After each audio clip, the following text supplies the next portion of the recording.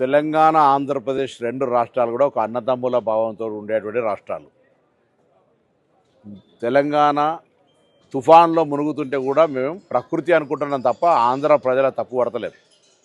ఎక్కడో కోనసీమలో కొబ్బరి చెట్టు ఎండిపోతే ఆంధ్రలో ప్రాతినిధ్యం వహిస్తున్న ఉప ముఖ్యమంత్రి తెలంగాణ వల్ల దృష్టి కలిగిందంటే ఆయన వివేకవంతుడు అవివేకవంతుడో నాకు తెలియదు. నేను ఆ మిత్రపక్షంకు బాధ్యత వహిస్తున్న తెలంగాణ భారతీయ జనతా పార్టీ నాయకత్వం ఆయన పట్ల స్పందించాలని కోరుతా ఉన్నా. అదేవిధంగా ఆంధ్రప్రదేశ్ ముఖ్యమంత్రి గారు కూడా స్పందించాలి.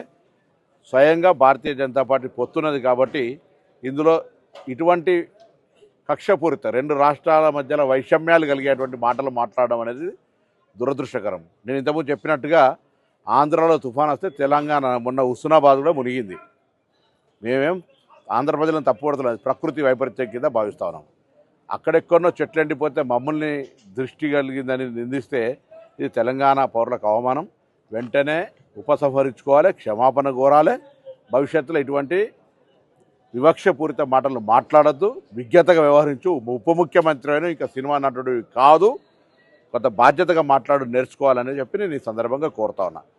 ఇవాళ తెలంగాణ ఆంధ్ర కలిసి దేశంలో ఉన్నతంగా ఎదగడానికి ప్రయత్నం జరగాలి తప్ప ఇటువంటి వైషమ్యాలను సృష్టించేటువంటి మాటలు మా నుంచి రావు. మీరు మాట్లాడద్దు.